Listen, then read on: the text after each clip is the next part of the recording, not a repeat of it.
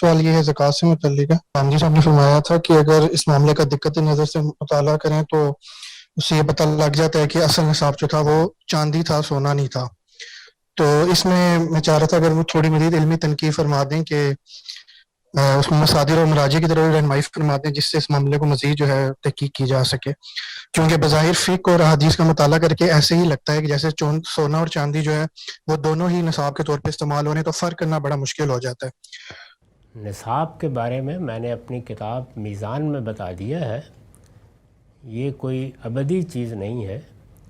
نصاب مختلف چیزوں میں آج حکومتوں کو مقرر کرنے پڑیں گے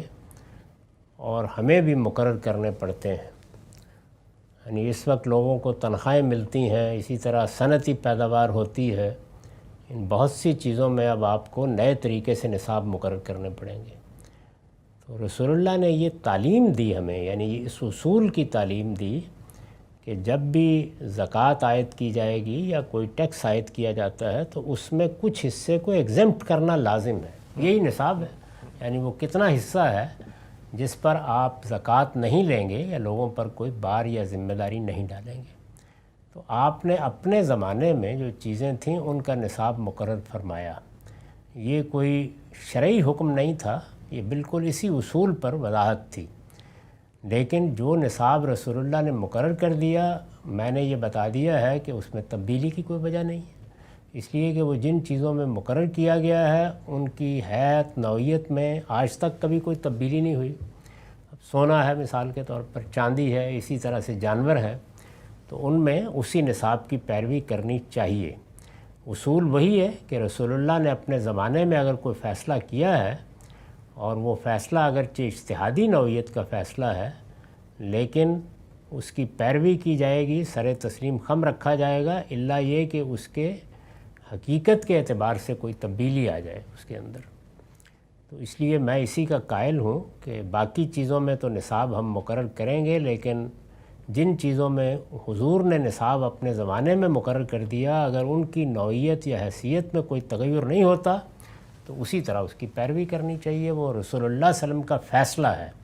اور ہمیں ہدایت کی گئی ہے کہ جو فیصلہ آپ نے کر دیا ہو اس سے سر منہ انحراف نہیں کرنا چاہیے۔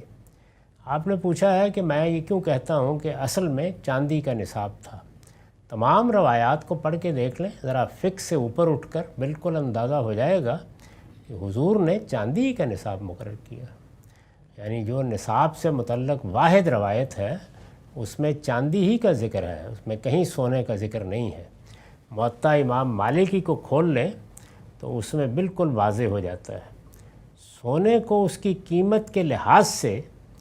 مقرر کیا گیا ہے، اور اس میں کچھ تفاوت بھی ہو گیا تھا حضرت عمر کے زمانے میں، تو اس کو اسی طرح سے ایڈجسٹ کیا جاتا رہا۔ یہ بات نہیں ہے کہ سونے کا نصاب الگ تھا اور چاندی کا الگ، چاندی کو نصاب بنایا گیا تھا۔ یہ بالکل روایتوں سے واضح ہو جاتا ہے، اور اس کو روایتوں ہی سے ہونا تھا، کیونکہ یہ معاملہ اصلاً رسالت مآب صلی اللہ علیہ وسلم کا اجتہاد ہے۔ آپ نے یہ ایگزمپشن دی ہے، اور چونکہ آپ نے دی ہے تو جب تک اس کی حقیقت میں کوئی تبدیلی نہ آ جائے وہ واجب الاطاعت ہے، اسی کی پیروی کرنی چاہیے۔